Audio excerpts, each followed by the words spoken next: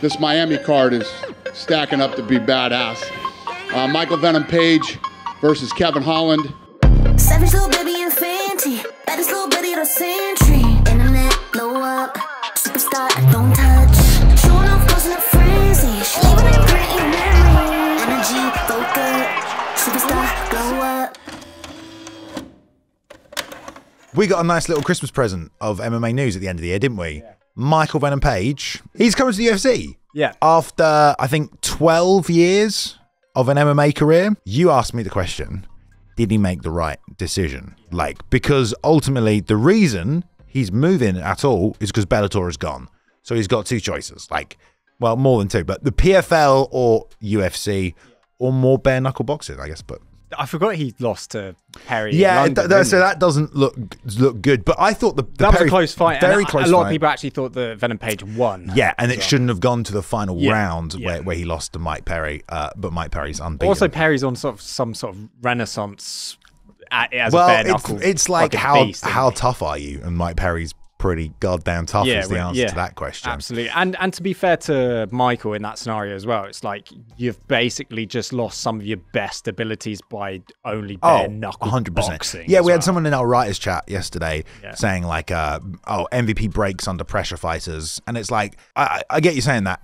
MVP's only lost twice in his whole career. Yeah. The knockout against Douglas Lima, which was kind of, you can't take the knockout away from him, kind of a crazy knockout. Kicks his legs out and hits him on the way down. Huge mistake on Venom's part. Yeah. Like, but fair enough, it's knockout. Kind of a crazy situation. And then his only ever loss is to like a really close decision with Logan Storley for the belt. A lot of people thought he won that fight. Super close fight. The argument that everyone's now going to be typing is, but he didn't fight anybody, which is true, right? MVP did not fight a bunch of elite fighters. He wasn't taking on animals non-stop. It's not like he's been in the top 10 of the welterweights of the UFC fighting the best in the world. But he still has only lost twice. So people who doubt his abilities based solely on the Mike Perry fight, where he couldn't kick or flying knee or even wrestle if he's pulled, taken on Paul Daly. I don't think that's the best version of MVP. The other thing about him is he's 36 and a guy who relies on his speed and athleticism. I don't know. What do you think? It's come so late in the game for him. There was a period of time where he was absolutely on top of the world. After, I think, his first MMA fight, the spinning tornado kick, unbelievable knockout. People were comparing him to Anderson Silva, who was the current champ at the time. This is how long ago that they were like, this is the next big thing. And you had this emergence of like a star, in my opinion. He was creating these iconic moments in Bellator, for Bellator. Whenever he fought and he did these incredible things, like the way he cracked Cyborg's skull. But even stuff with like the Pokeball and he would go absolutely viral. The Thanos hand. I remember he had the that's how old these fights are, because he had the Pokemon knockout, which is when Pokemon Go was popular. Then the Infinity Gauntlet, when that movie was coming out, that was years ago now as well. So he created these iconic viral moments. But the reason why he never went to the UFC is because Bellator paid him so well.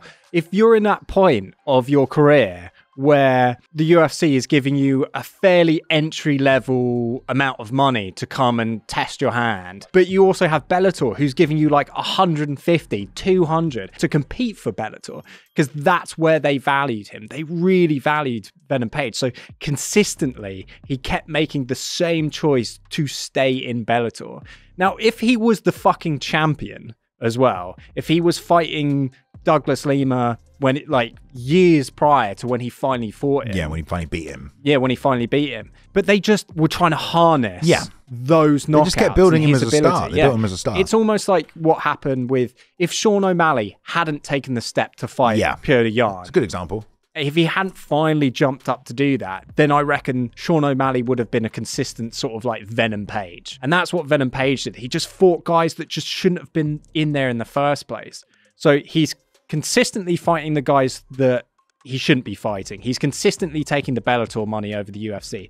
Now here we are. He's finally got to the UFC. Who's going to come out of this looking the best here? Is it like... Well, like, here's another way to look at it. Someone else who spent all of their prime years outside of the UFC finally got there. Ben Askren. Ben Askren was obviously undefeated, but... And he was the champion of Bellator. He was the champion of Ben, like, actually fought some really good guys as well. And he defended belts multiple times, so don't take me too literally. But it's a similar situation where someone's at the end of their career and now we're probably not going to get the prime version of that fighter in the UFC. Well, one of the things fans were always saying about MVP was just like, well, if he goes in there with a wrestler, he's absolutely fucked. And actually, I don't think he ever really did go in there with a wrestler, did he? Bellator never really gave him that fight. Bellator consistently saved him from those fights where he could have done really well. He could have just sprawled. He could have out-wrestled. I mean, he fucking wrestled Paul Daly. Paul Daly, yeah. That was set up as this is going to be the biggest, baddest stand-up war. And that was right on the cusp of him going to the UFC as well, because he was 13-0, gets a former UFC competitor in Paul Daly. You get a big win here. Like, this is a good chance for you to make that step. But yeah, you're right. He just never really turned left. He just kept going straight. I mean, some of the fights that he had is baffling. Like, there's one that he had in Dublin where he fought some Irish guy who was literally like 3-2. He fought Ross Houston. That was a really bizarre fight for Ross Houston to take. He's a new surging like talent in MMA. And he goes to Bellator and he fights MVP in his first fight. What was Ross Houston and his team thinking?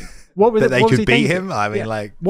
they thought, okay, we take a big risk here. We beat MVP. We look like a bigger star to ultimately get to the UFC. But no, that fight was really, really awkward. Neither one of them could get anything off. And actually, like, Ross lost his O in a really underwhelming fight. And it's those types of fights that MVP has taken where it's just like, why are you taking that fight? Like, he's fighting Kevin Holland, right? I think lots of people think Holland is just going to absolutely dog walk it. I mean, like, it's interesting because, like, you know, you talk about they never really gave him a wrestler. You can tell immediately from the matchup they're giving him, like, we just want to make fun fights for MVP. Yeah, we'll get him in. He's at the end of his career. Let's make the fun fights. Right. Michael Chandler had a long career in Bellator, and when he got to the UFC, he did really well. Who's he beaten? He's beaten Dan Hooker and Tony Ferguson. Yeah, and he's lost to Gaethje and Poirier. Yeah. I think that's it. Right? And Oliveira, yeah. So to be fair to him, he has been put in the top, in the mix, whereas MVP is coming in against Kevin Holland, who isn't ranked. No, Kevin Holland's ranked. Where is he at? Somewhere around the 15s, I think.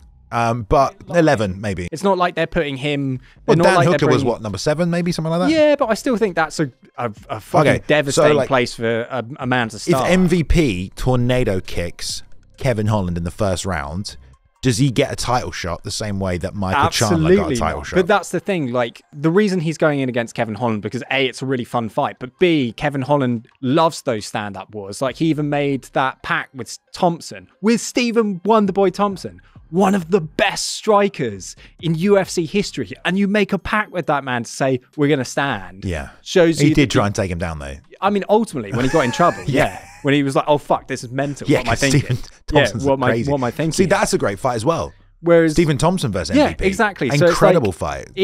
If the UFC are bringing in MVP to have these really fun fights with not much of a plan, like they don't have a great expectation of him getting to a title, but if they put him in fun stylistic matchups, then what's the problem with this? Then the UFC, of course, they've made a great decision because they've got a guy who can provide viral knockouts. The major issue, was it the right decision for MVP? Or could he have gone to PFL and just stacking the bank account and go, look, do you know what? Like, I don't need a UFC belt. I don't need to be in the UFC.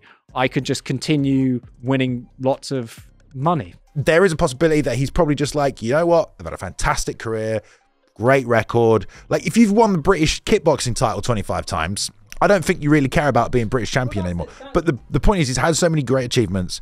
I think there probably is a part of him, I'd like to believe, that he's in the UFC, he's going to have the fun fights, the top fights, make a lot of money, and if he wins or if he loses, it doesn't really matter. Maybe that was ultimately always sort of his goal within MMA, was not to be the UFC champion. It was just make a shit ton of money doing really fucking awesome, incredible spectacle like KOs. I've never really heard him talk too much about wanting to be the best in the world. All you ever really hear is that he wants to be entertaining. He wants to entertain the fans.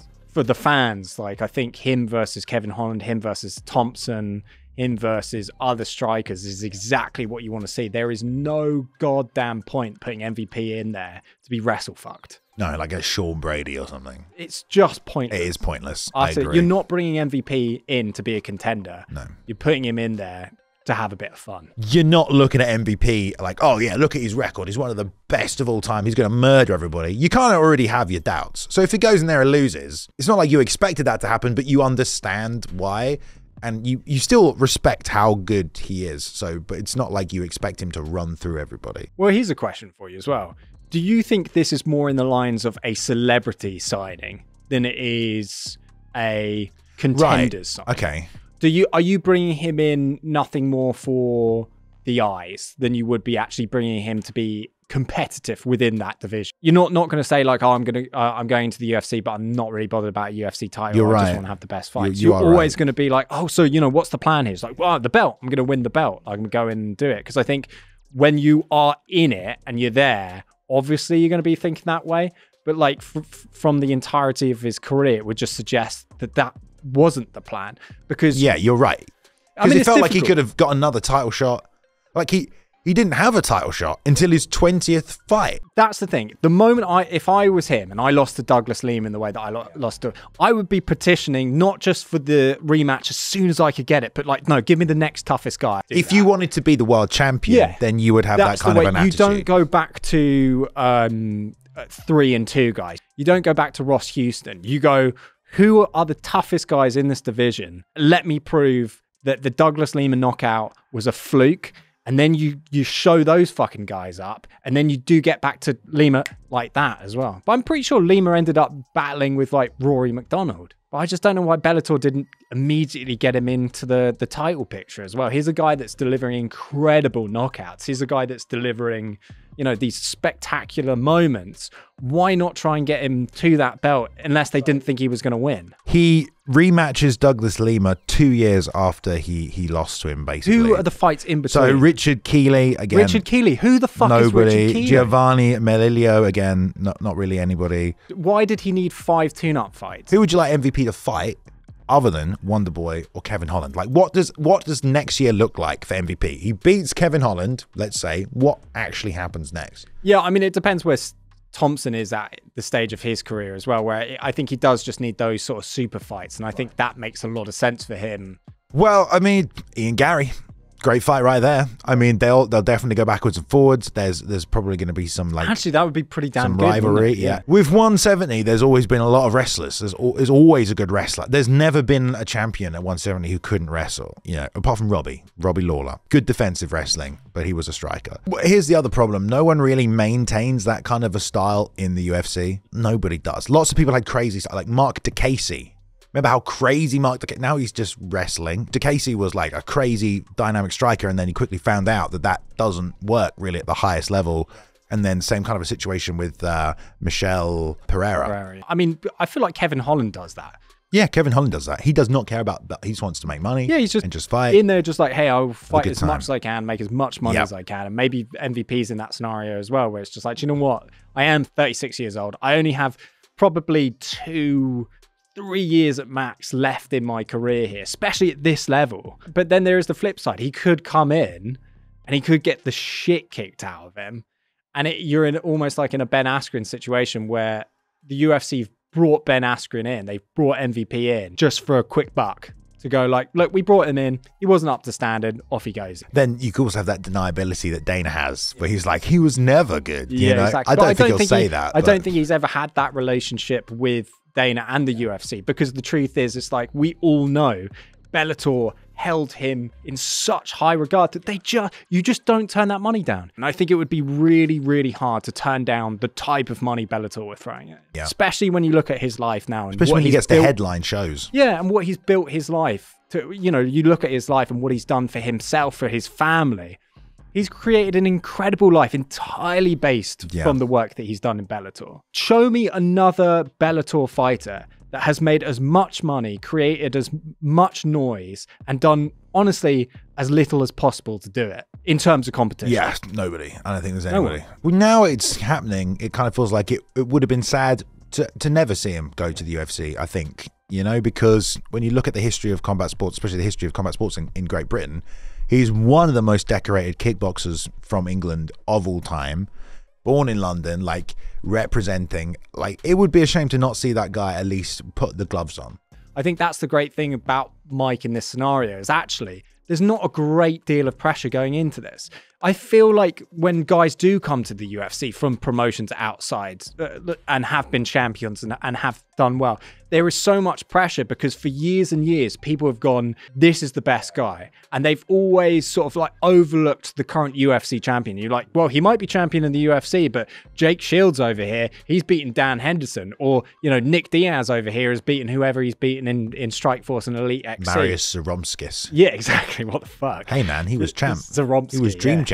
But it's like those kind of guys have come along, and ultimately when they have come to the UFC, there's so much pressure. But I think this is the first time in a long time where a guy that is a big star, or has been a big star outside of the UFC, is coming into the promotion with not a lot of pressure, because we all know who Venom Page is, what he does, why he does it, and I think everyone's just excited to see it happen. If you enjoyed this podcast, guys, you want to see the full unedited discussion, it is available to all our members who click the button and join our membership program down below. Become one of the family. You can be a Just Bleed member, a Hall of Famer, a channel champion, depending. Completely out of order, but it don't matter. I respect them all equally.